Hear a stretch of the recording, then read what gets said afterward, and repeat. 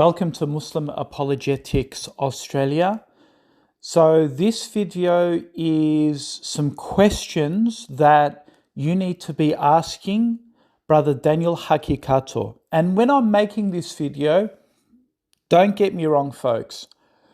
I absolutely love Brother Daniel Haqiqatjou's work against liberalism, against feminism, against secularism, against atheism, against Hindutva, against Christianity and so forth. I absolutely adore, and this video is not supposed to take away from Brother Daniel's dawah. It's not about backbiting Brother Daniel Haqiqatjou, but I have personally, privately messaged Daniel Haqiqatjou. Of course, he must be receiving thousands of emails and he's not going to be able to reach out to everyone.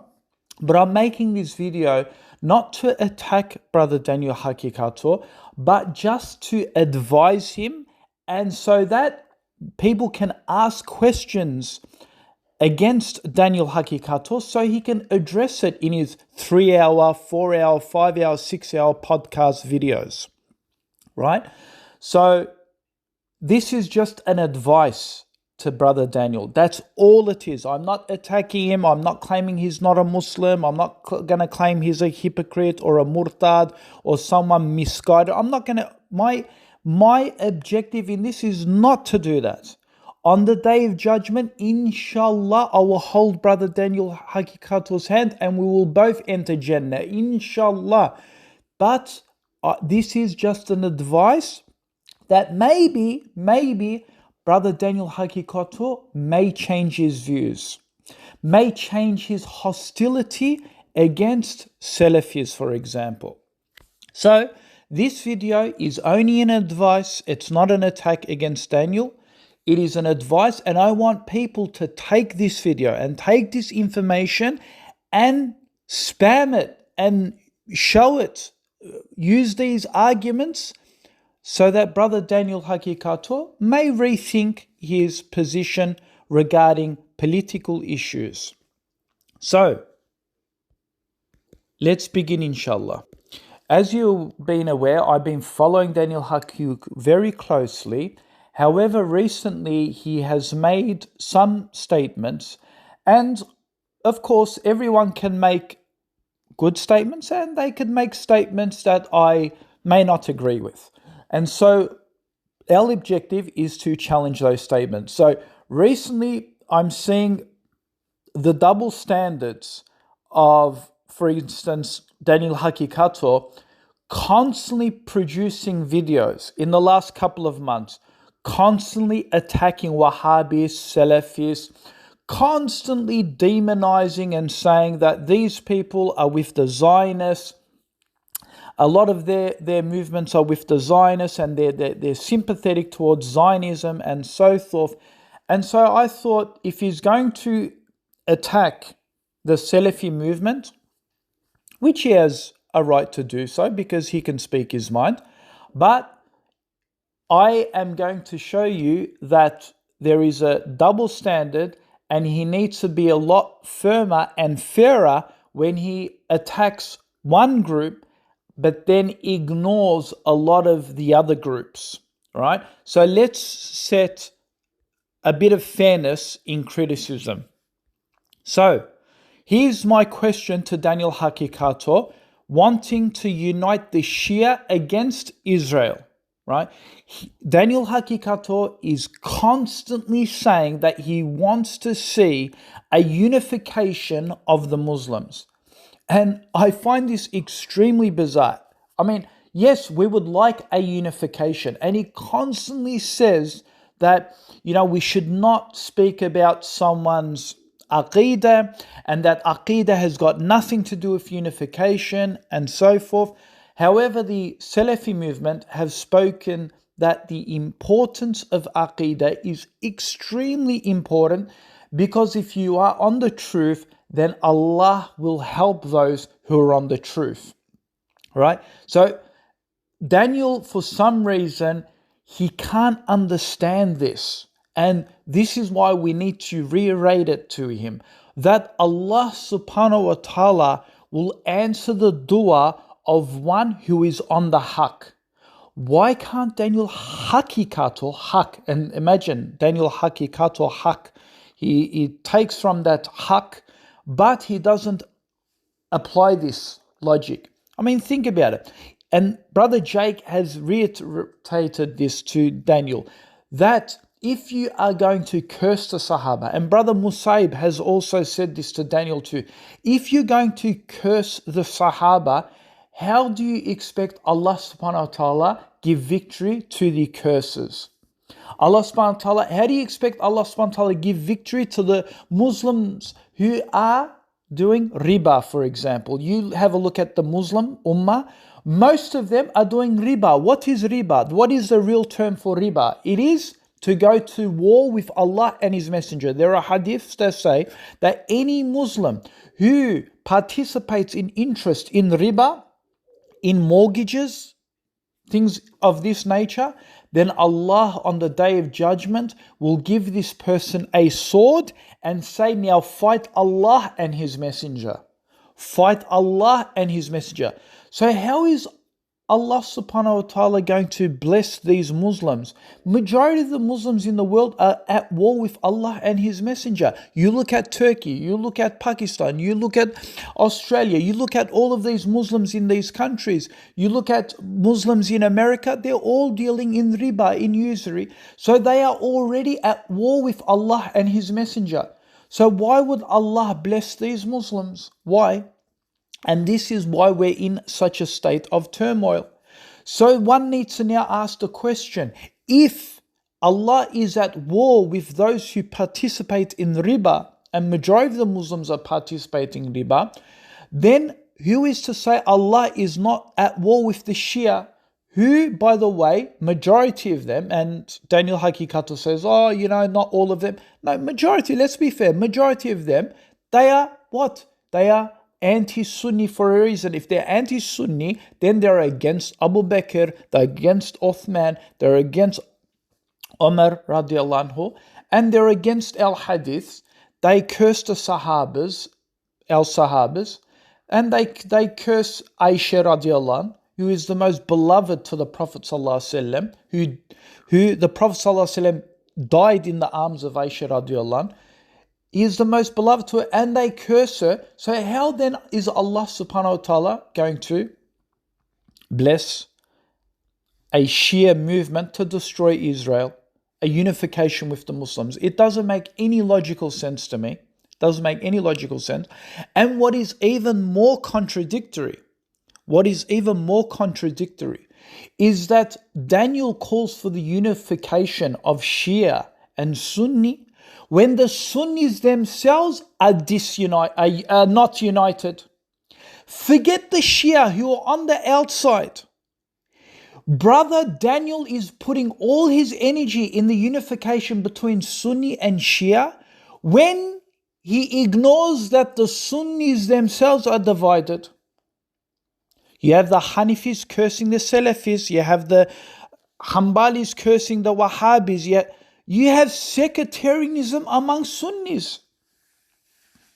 And we saw this when Syria, when the Mujahideen and the Muslim fractions were fighting against Bashar al-Assad, what happened within months? You had the Sunni fractions fighting against each other.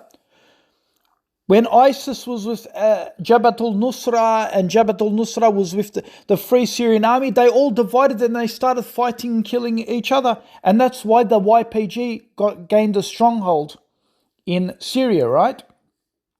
So brothers and sisters, the Sunnis aren't united amongst each other. And brother Daniel Haqiqatjou is having this visionary that he wants unification between the Sunnis and Shia. Like, for me, this is laughable.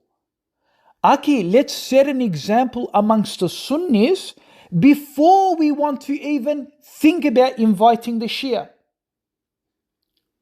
The Sunnis are ready to cut each other's necks off on the battlefield. And you want to invite the Shia?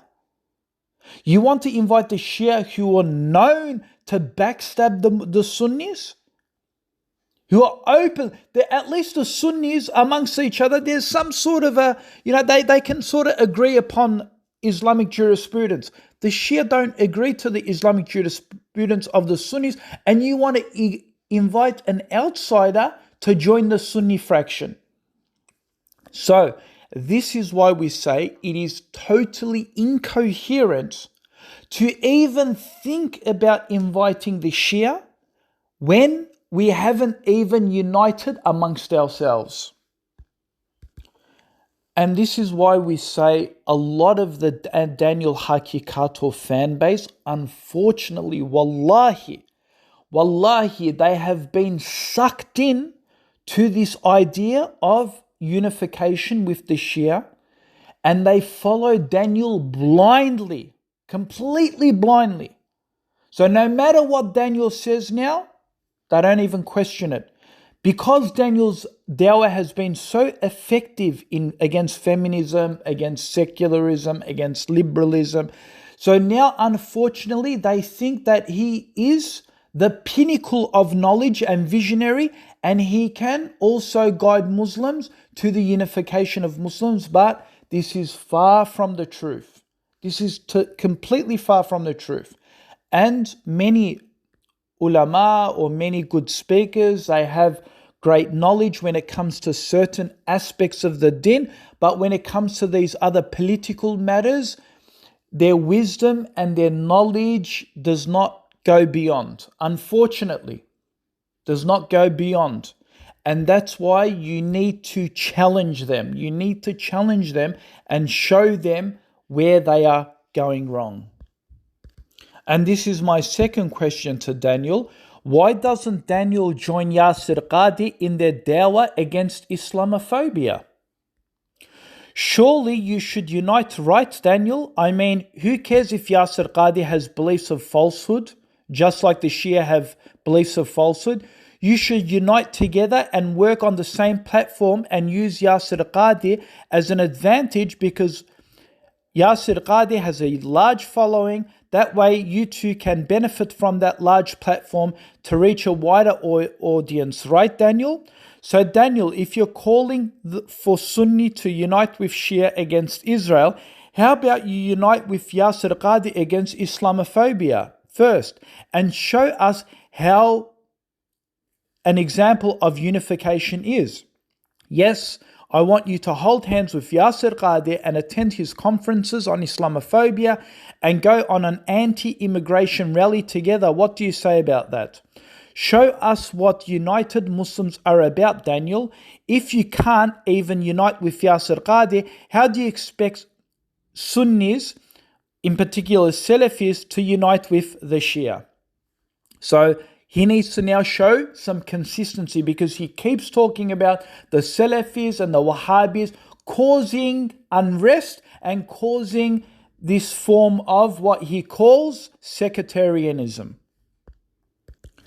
Also, before we move on to the next question, please watch the video to the end, because it's going to get more exciting.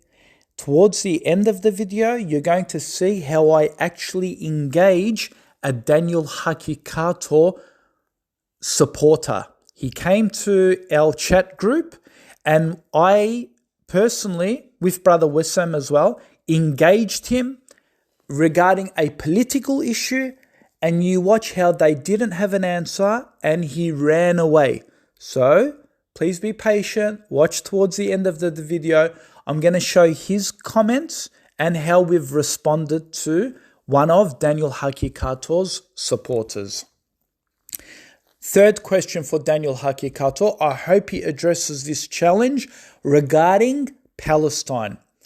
Daniel keeps criticizing the leaders, but he doesn't comprehend the leaders we get is a collective punishment, because as an ummah we have turned our backs on Islam.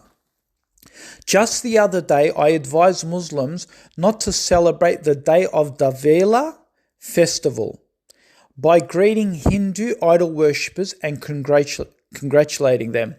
I explained how this is a major shirk and a sin, as you are supporting them in their evil shirk. To my surprise, they attacked me for it. you can go to my YouTube channel. I made a video refuting them, and I'll put a hyperlink below this video and you can see it for yourself. So this is the condition of the ummah. They are all sick, well, most of them. So ask now, how is Allah subhanahu wa ta'ala supposed to bless this ummah with pious leaders that will defend the honor of the ummah and our Palestinian brothers and sisters? You see, this is what Daniel keeps ignoring. He keeps blaming the Selafist Saudi-led government, but refuses to acknowledge that they aren't doing anything because of the followers of Muslims who have deviated. I mean, even Daniel would tell you how many Muslims living in the West and Muslim nations have lost their din to liberalism or secularism or feminism. Are they all Salafi, Mr. Daniel? Is Yasser Qadi a Salafi, Daniel? Is Yakin Institute Salafi, Daniel? Daniel likes to ignore all these collective sins and shift the blame only to the Salafis. How are the Salafis in bed with Zionists? Daniel, if the Salafis are in bed with the Zionists, the rest of the Ummah is in bed with Iblis. Come on, Daniel. If you're reading this, speak the truth and speak why our condition is the way it is. Tell your followers, Daniel, how many of your followers, Daniel, wake up for Fajr prayer? I challenge you to hold a statistical report. Then ask your followers the question, how many of them attend Fajr at the mosque? Then also ask them, how many of them attend prayer at the Jummah congregational prayer on Friday? Release this report to the followers and make it public. And then sit back, and you would not need to ask why Allah does not bless us with upright leaders. Go on, Daniel. This is my challenge to you. But I know you will never dare to perform such a social experiment, because you will find out very quickly that the shift of blame will quickly turn elsewhere, and you know it. Will you meet the challenge, or will you be spineless like the leaders you accuse?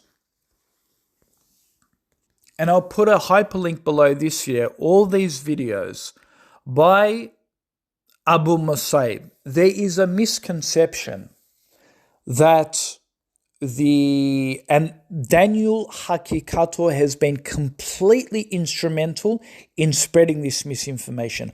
I personally have visited Islam Q&A, the Wahabist, Selafist websites that you guys accuse. Wallahi al-Azim, I have read their fatwa. They never once say you cannot fight and rebel against the leader, right? If there is sufficient evidence that he's on kufr, then you can fight against the leader. However, the timing must be right, meaning that the evil cannot outweigh the good, and the good must outweigh the evil. Meaning that if you can remove him where it's less mass casualty for the Muslim Ummah, then you can remove him. But if you're going to destroy your whole nation to remove one man, then it's not permissible. Daniel does not mention this.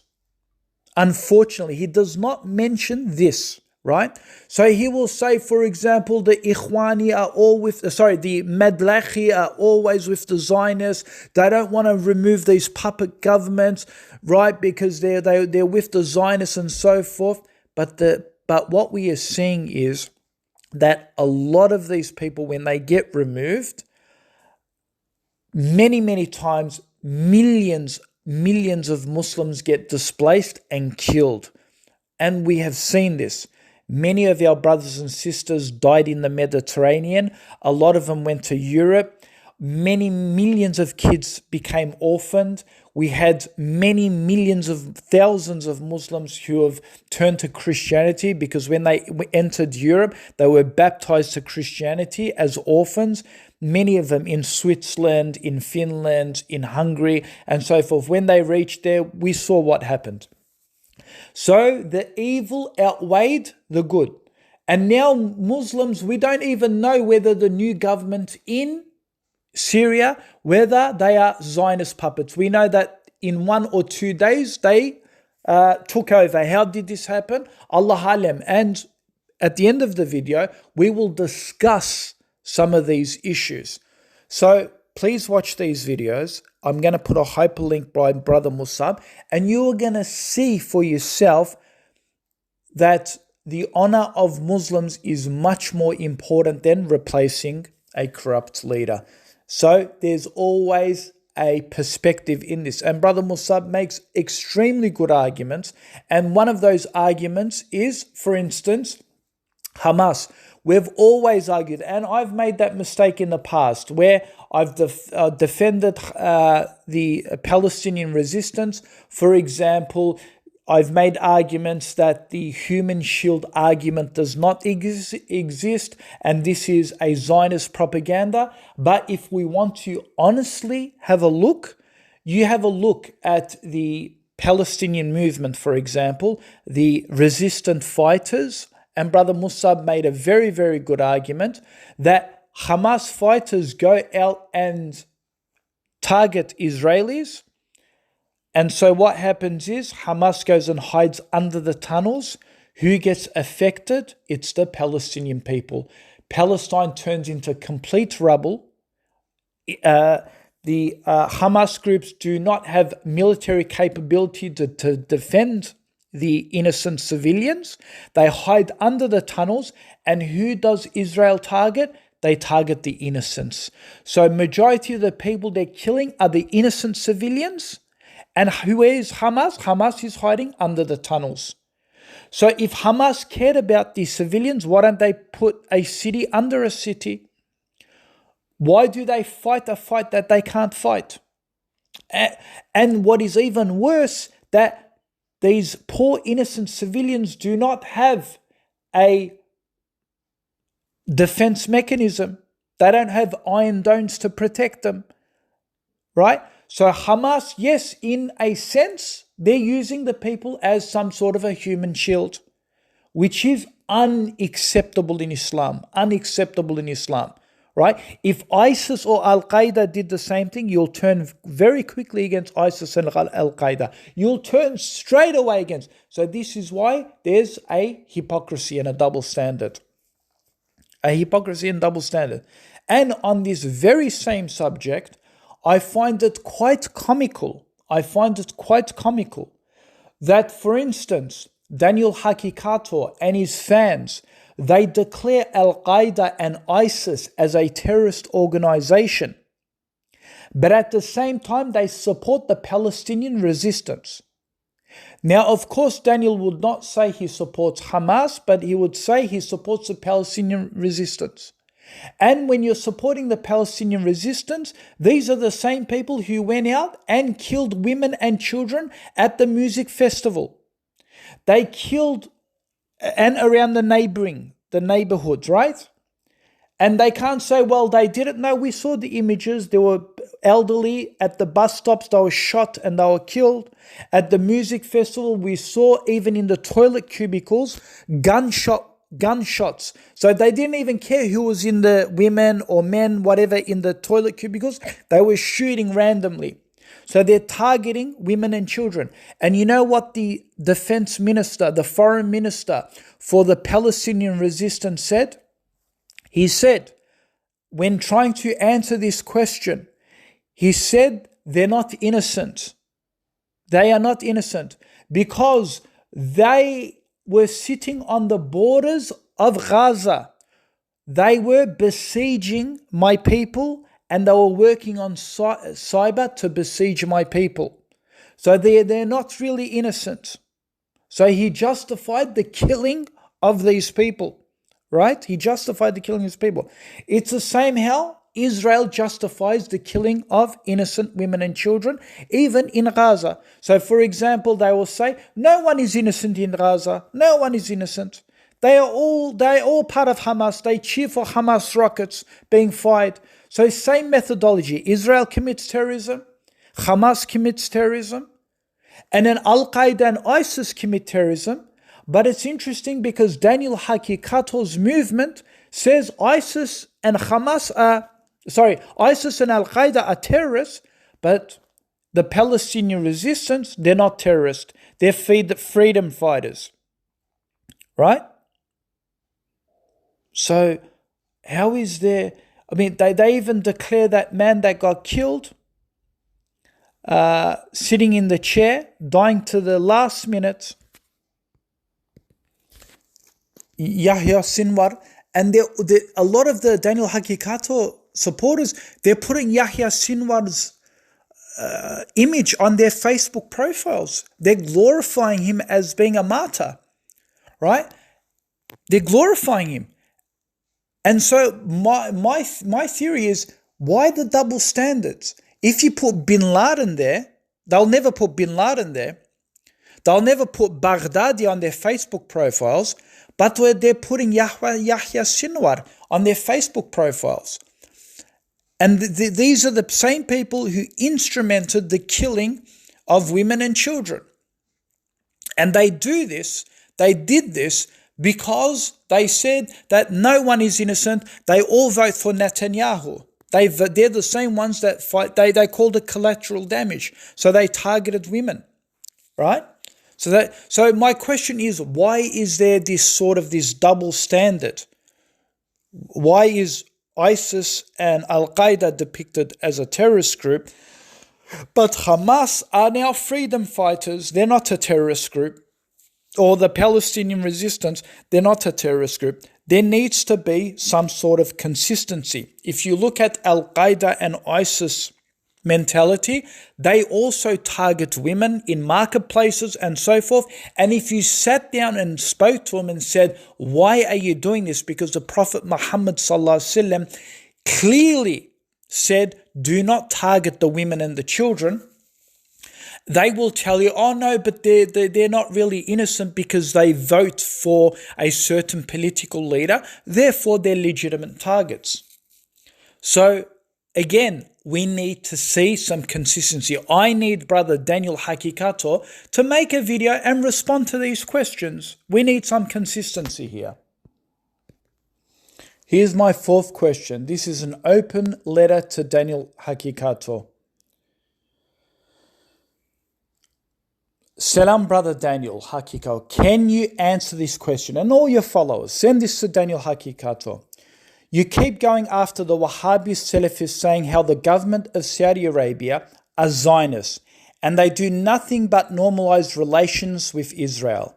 You then demonize the Saudi and say they are Makhlaki. I firstly find this ironic because you accuse the Salafists of creating division and sectarianism. But all I see is that you have dedicated your YouTube channel in attacking Salafists and Wahabists. So I ask this question, isn't it hypocritical that you are making all the Muslims hate Salafists? Thus, are you not creating sectarianism? All I see in your comments section, most of your followers declaring Salafists as being Wahabists and Khariji, and they are even making takfir on them. So I ask, are you not ashamed of fueling sectarianism and division yourself while you accuse Wahhabis of causing division? Secondly, why don't you spend as much energy pointing the fingers at other countries like Egypt? Their people overthrew Mohammed Morsi, and the government Sisi in power is literally in bed with Israel. Egypt's Dar al-Ifta scholars are run by the government, and you've actually acknowledged this in one of your videos. Are they Salafist, Daniel? No, they are not.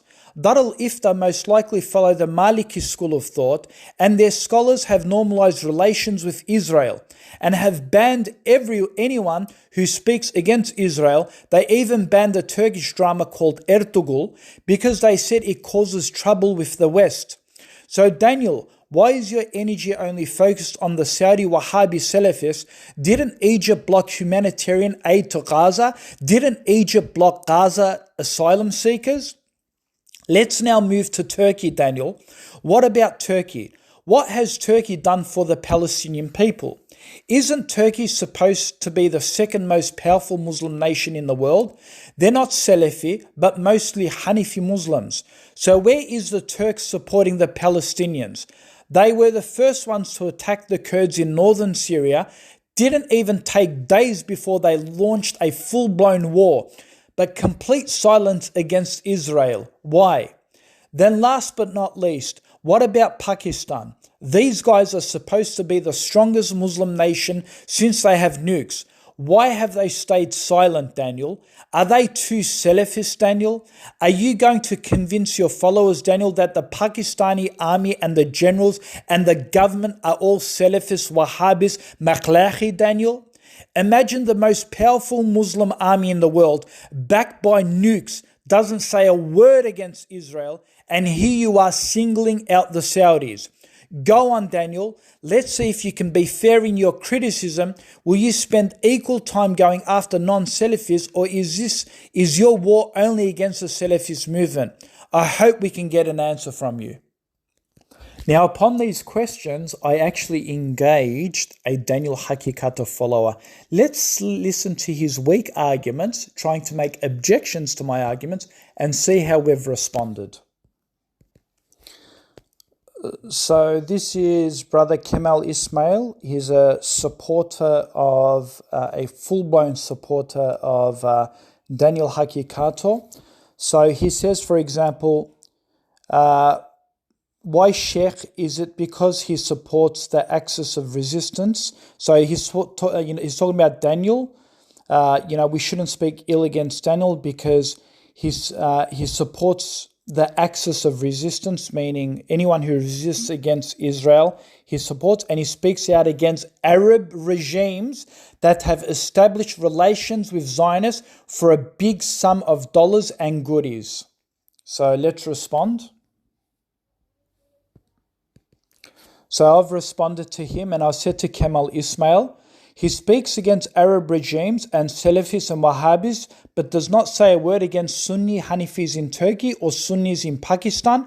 For example, despite Pakistan being the strongest Islamic military since they have nuclear, Mr. Haqiqatjou spends little time, almost no time, critiquing Pakistan, not saying a single word against Israel. Yet Daniel just spews his hate against Salafists and Arabia. Why is that? I have pointed this out to Daniel, but he keeps ignoring my question. I have sent him multiple private PMs about it. Daniel talks about how the Wahhabists and Salafists divide the Ummah, and yet Daniel spews hatred of the Salafists and how they are in bed with Zionists. However, says not a word against Pakistan, spends zero to no time exposing Pakistan and their Islamic ideology. Is this because Daniel's audience comes majority from Pakistan? Do you care to respond? Tell us why Daniel does not care to make videos bashing Pakistan like he does with the Arab regimes. Don't run. Let's see if you can care to comment. Where are all of Daniel's videos attacking the Deobandi or Hanifi Sunnis of Pakistan government officials who are completely silent on the Muslim genocide in Gaza? So what does Kemal say? Listen to the excuse. He says, Pakistan is geographically far away in South Asia. It is not responsible to expect much from Pakistan. But I agree, Turkey could do much more actually, but they are happy supplying gas to Israel and earning money. He also says, also, please read about the RAND report. The CIA, Mossad want the Muslim Ummah to be permanently fractured, meaning no Shia-Sunni collaboration.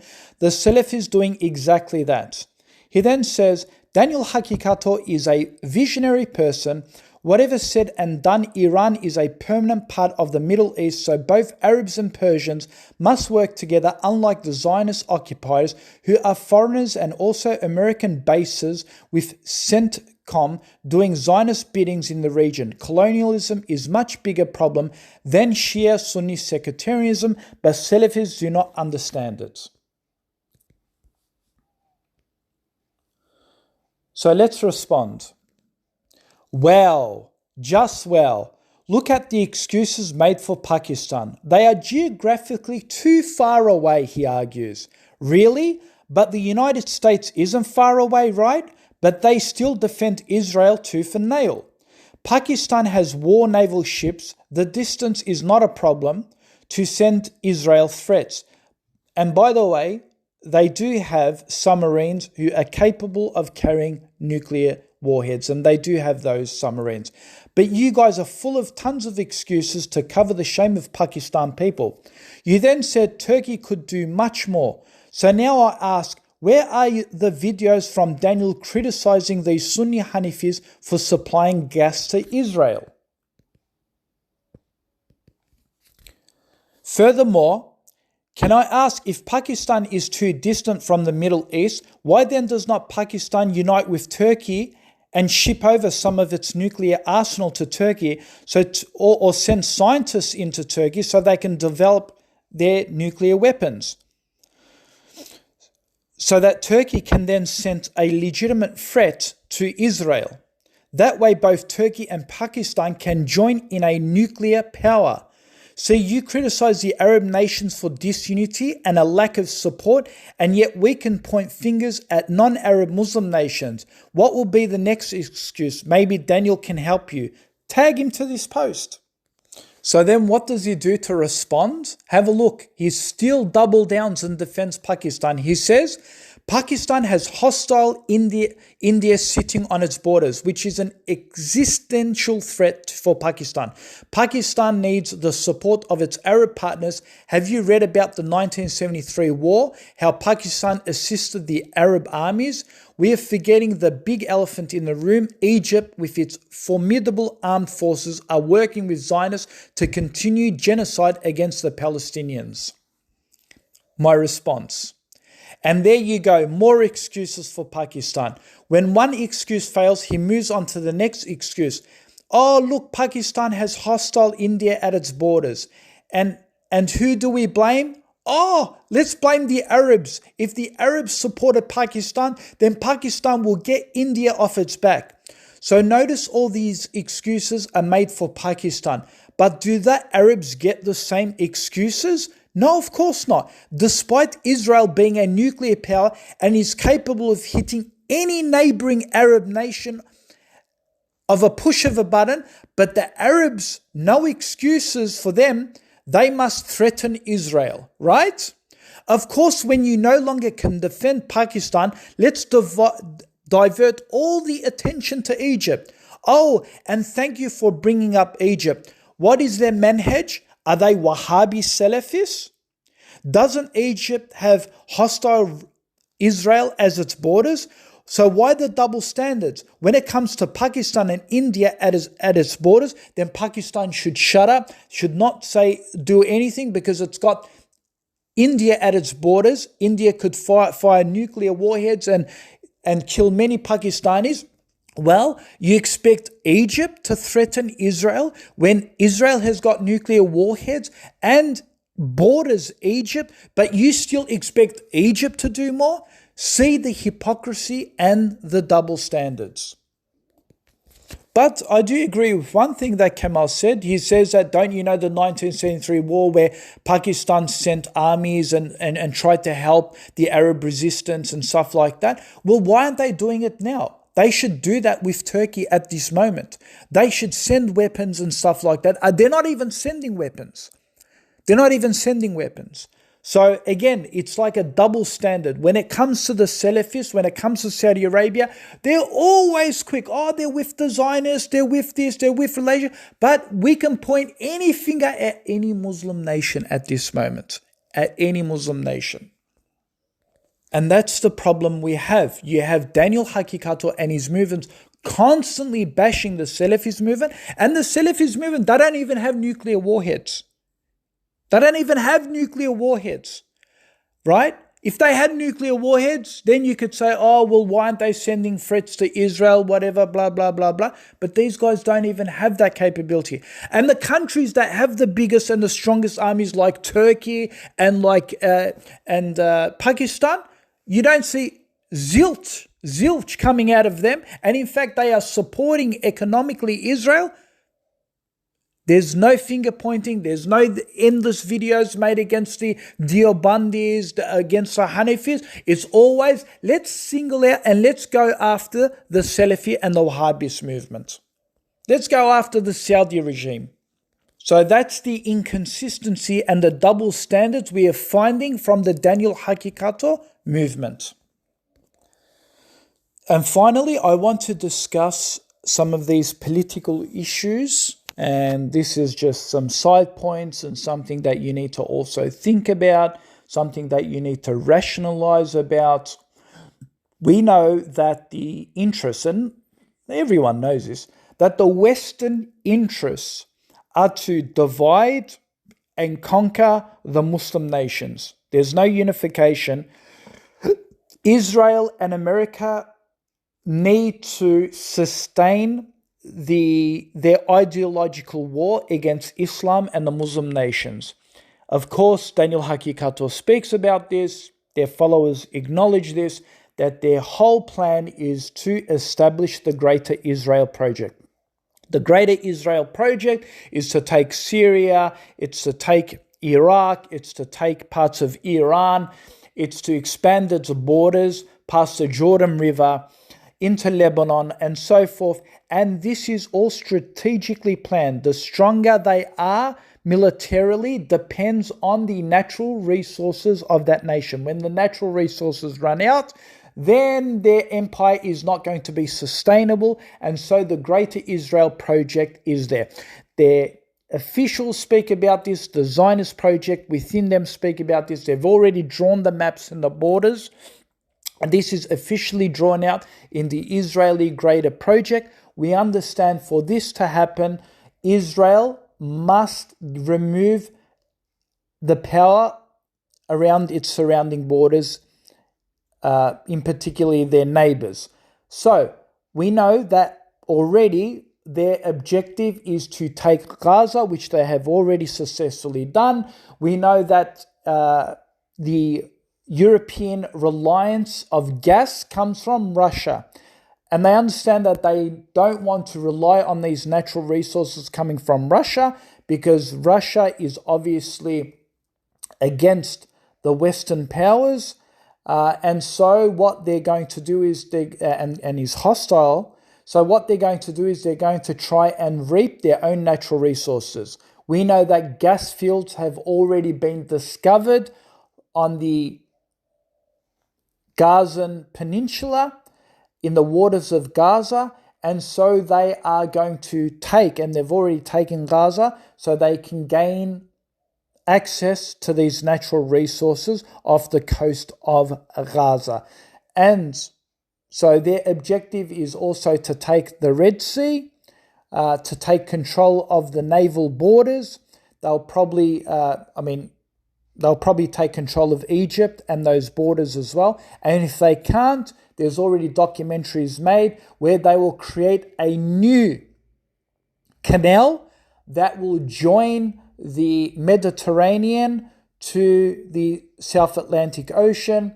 And so they will open up a new canal, so there'll be a new shipping border where Israel will control those naval bases and control millions of profit, joining these two seas together with a new canal. And they'll do this with blowing up the canal to make leeway with many nuclear weapons. This is already a project they've already discussing. So it's instrumental that Israel takes control of Gaza and controls it further for their own use. So, and of course they're going to do this. Now the Ihkwani, and this is why we've said the Daniel Haqiqatjou movement, they've legitimized this. They've said, attack Israel, attack Israel. And so what we have had is, and this is what we've said, do not attack Israel in this stance. Just suffer the oppression that you are going through until the Muslims can unite so they can be able to defend you at this time in place. It's not a good thing that you are doing, because many Muslims are going to die. Their objective is to take Gaza anyway, and you're just going to make it easy for them, because the Palestinian resistance are not going to be able to cater for this. They're not going to be able to defend, and the Ikhwani mentality is going to cause further devastation for the Muslim Ummah in Palestine, and the Ikhwani have got a lot of blood on their hands. They've facilitated this, and this is why we've been against the Palestinian resistance. We've been against the Ikhwani movement of Daniel Haqiqatjou, and We've seen the same thing happen in Syria. Yes, Bashar al-Assad was a monster, but is Syria going to be better now or worse than it was before? And we can already see that the Ikhwani mentality has completely fallen victim again to the Zionist plan. And the Zionist plan is to take Damascus. So this worked in favor now of Israel. That toppling Assad, because you need to understand that when America was in Syria, it was happy to be in Syria because it was, helping the YPG control the northern area, so America could go in and take the natural resources. Donald Trump spoke proudly about this, that taking the oil was very good for United States, right? And this is why Turkey came in, and I'll explain why Turkey came in a minute. The original plan was that America, when they came in and they saw the Islamic military, all these different fractions attacking Assad, this was really, really playing out for America, and they thought this is great because they didn't remember, the key thing is this: America and Israel and the West, they do not want any Muslim nation to be dominant in the region. So any Muslim nation that's dominant in the region, they're going to try and take out. So what they emphasized is that they need to get rid of any Islamic rulership. They wanted to get rid of Assad. And the reason why they wanted to get rid of Assad, although he wasn't an Islamic rulership, he had ties to Russia, right? And this gave too much strength for Bashar al-Assad, because Bashar al-Assad, is followed by a lot of Iranis as well, and they can keep sneaking weapons into Gaza and to West Bank, and this could keep threatening Israel. So they wanted to get rid of Bashar al-Assad, right? But in getting rid of Bashar al-Assad, their objective was to put a non-Islamic government in there. And their objective was to put YPG. The YPG are communists. They hate Islamism. So they thought this is the best thing to do. Let's put the YPG in power. And this is why, if you notice, the YPG at one stage, they almost took all of Syria. They controlled all of northern Syria. And this worked against them in a sense, because then Turkey got involved, and Turkey said, no, we're not going to have a terrorist organization like the YPG, that are an offshoot of the PKK, on our borders. They're not going to control Syria. And so Turkey came in and destroyed the YPG. And this is why Donald Trump came and said, President Erdogan, he's a very, very smart man. He's a very smart man. Because their whole plan was to have the YPG in power. This would have worked in favor of America, because having the YPG in power, it would have supported America, and the YPG would have supported Israel, right? But of course, that didn't work. The second option now was to make a deal, America to make a deal with the Islamic movements to get rid of Bashar al-Assad straight away. So that's why in about 1 or 2 days, they got rid of Bashar al-Assad. So they got rid of Bashar al-Assad, and now the Islamic movement took control of Syria. So what happened now?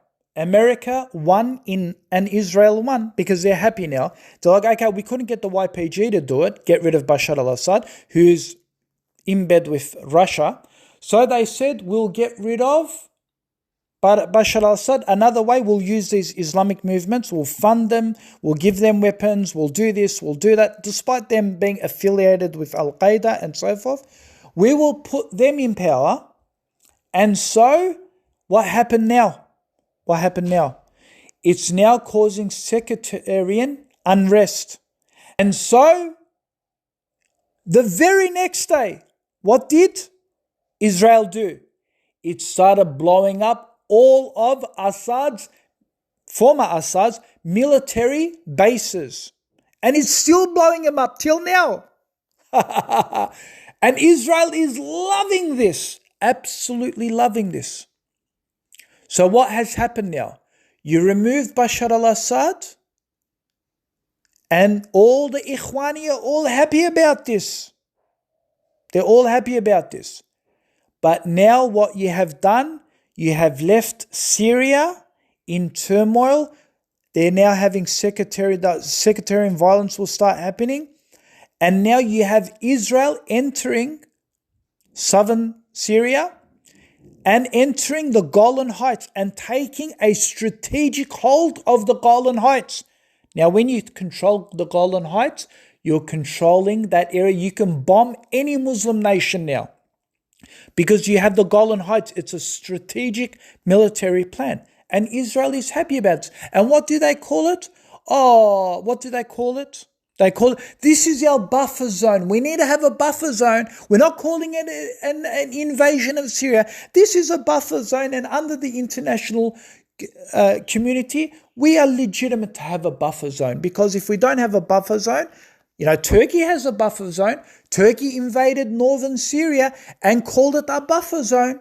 So if Turkey can do it to protect their own sovereignty, then we can protect our own sovereignty, and they'll take bits of Lebanon, they'll take bits of Jordan, they'll take bits of Iran, they'll eventually take bits of Iraq, and they'll call it, this is the greater Israel because we need to have this bigger buffer zone. Right? So what have you done, Muslims? What have you done? You've created sectarian violence, you've caused more division, and they're now eating from you. They are eating from you even more now, right?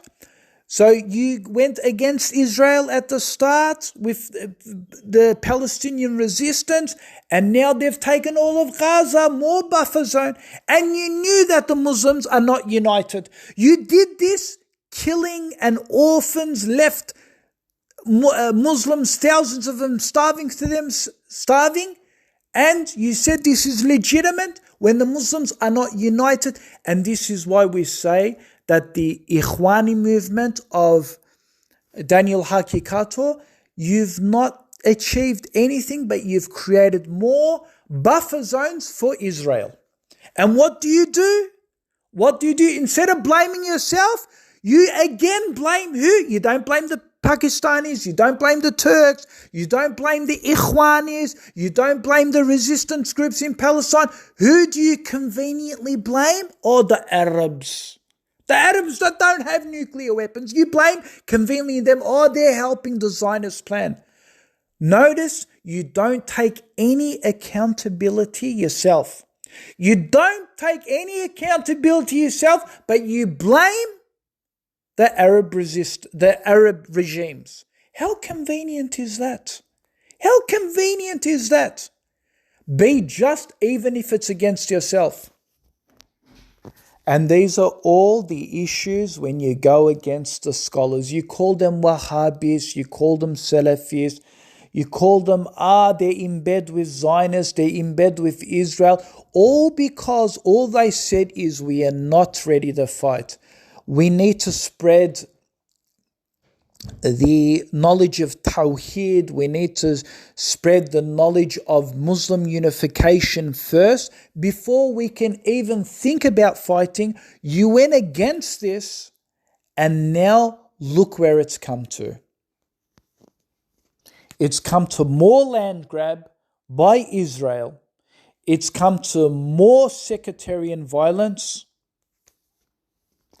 There's even now sectarian violence between Pakistan and the Taliban. Daniel, is Pakistan Salafist? They're fighting against the Taliban now. A lot of these people, a lot of the Muslims got happy. They're like, Taliban in power.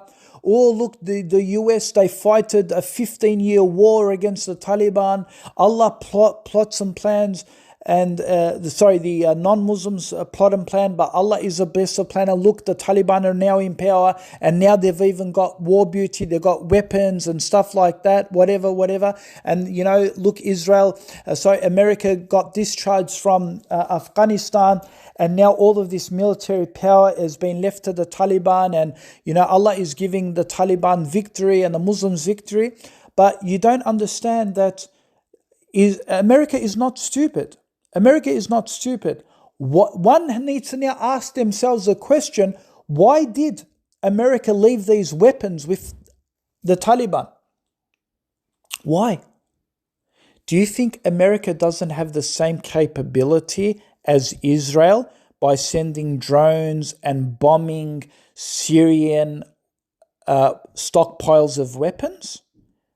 Yes, America's got the same capability. America, if it wants, it can send drones to Afghanistan. Despite withdrawing from Afghanistan, it can go and bomb the weapons it left behind. It can go and bomb the tanks and the armored vehicles. It can bomb it knows exactly where they are. It can go bomb. Why doesn't it bomb it? Why does it want it to be in the hands of the Taliban? Because it wants to arm the Taliban so it can do sectarian violence, so it can then fight against Pakistan. This is why. And it is happy. Its objective has been to cause division and sectarian violence. The more sectarian violence it can cause, the more destruction it can cause for the Muslim Ummah, the better it is for Israel and the better it is for America. And we've seen this even in Turkey. Turkey started getting strong militarily, it started gaining power. And so what did it do? In 2006, it caused the coup with Fethullah Gulen, who is in America, who died some years ago. He died just recently. And what happened? It was failed. It was a failed coup. Allah, of course, they plan, Allah plans, but it is constantly planning. If Erdogan threatens Israel, trust me, if Erdogan threatens Israel, they will take him out at any opportunity, but they know that Turkey will not attack Israel. This is why they're like, we'll just leave him.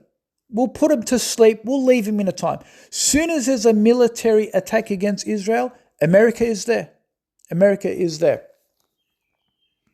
But of course, Daniel will not make videos against Turkey, and Erdogan will not make videos, but he'll spend time attacking Saudi, despite Saudi having no nuclear weapons, despite Saudi trying to do its part in trying to technologically advance itself.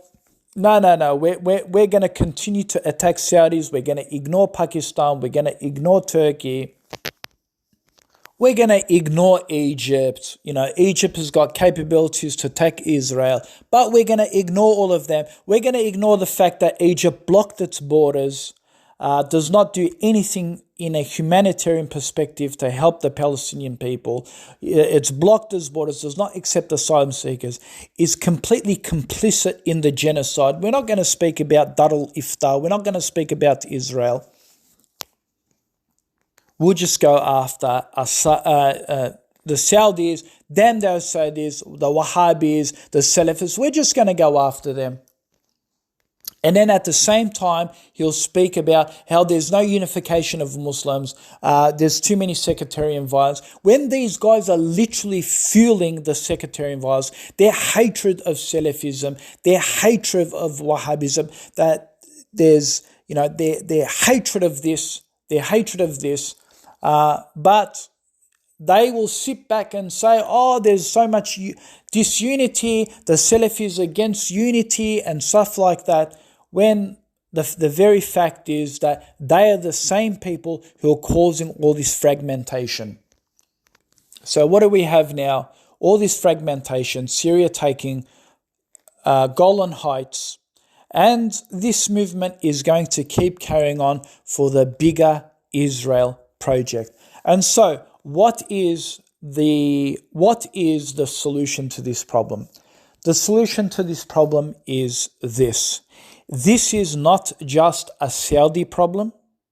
This is not just a Wahhabi or a Selafist problem. This is a problem of Ikhwani. Gaddafi, for example, Daniel Haqiqatjou, was Gaddafi a Selafist movement? Was it a Wahhabist movement? It was the Ikhwani who got rid of Gaddafi, Colonel Gaddafi, who gave so much to his people, and this was instrumented by the West. And they got rid of Gaddafi, they got rid of Mohammed Mursi, they got rid of Imran Khan because he wanted unification of the Muslims. They tried to get rid of Erdogan. How many times? Assassination to his life. And you guys don't learn. Now they got rid of Bashar al-Assad, and they're going to keep getting rid of this, anything to do with the Islamic Ummah, Islamic unification, Islamic power. But you guys don't really want to talk about this. This isn't a problem just of the Salafists. The Salafists are saying we need unification. 100% we need to unify. But you need to unify on Tawheed, because you'll get Allah's blessing. You need to unify on manhaj. Of course, we're not always going to unify on manhaj, but to the least to unify among Sunni Muslims. Do not invite the Shia. Unify on, and we can do it. We can literally do it without the Shia. We do not need the Shia, right? We know that they're going to backstab us. Let's unify amongst Al Ummah. Let's cut down the borders. Let's unify amongst our borders. Let Pakistan share its military capability with Turkey. Let's first talk about and criticize that before you want to criticize the Salafis and the Wahhabis. Let's unify on that. Once Turkey and Pakistan unite and they share their nuclear information together, once we make them a superpower and let Turkey join the coalition, then the Arabs will naturally join. The Arabs will naturally join. This is something that will eventually happen. And the reason why the Arabs are not joining is because Turkey and Pakistan have not stood up to the test of time. Once they stand up to the test of time, they should be the role models. If Saudi Arabia had nuclear weapons, then I would say, okay, then they should, step up their game. But they don't.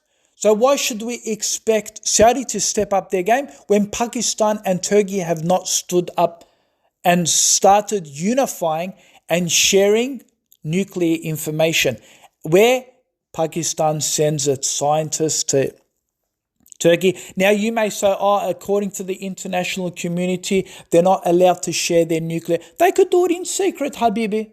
They could do it in secret. Just as America has shared its nuclear arsenal with France, just how they've shared their nuclear arsenal with Israel, just like they have shared their nuclear arsenal with France and the United Kingdom and so forth. They can share it, right? So they should share secretly and send their scientists to Turkey, for example. They should, for instance, say to the international community that if you try and attack Turkey, then we will attack you with our nuclear warheads. They should start threatening. Pakistan should start threatening Israel to say, if you kill another innocent women and children, we have our nuclear weapons pointed at you. Turkey should do the same thing and say, if you do this, we also have a nuclear submarine project. We also have a nuclear arsenal. Be careful the next Palestinian you kill. But they don't do that. Why isn't Daniel Haqiqatjou's attention put forward to the Pakistani, put forward to Egypt, put forward to Turkey? They do not do that. Their objective is to attack the Arabs. Their objective is to attack the Salafists. Why? because they don't want to talk about the elephant in the room. They want to go for the one that is convenient. We'll attack the one that is convenient. But we won't speak a word against Pakistan. We won't speak a word against Egypt and Turkey. We won't speak a word against this. Right? We will single out, because it's easy. It's easier to speak, to go after the easier target.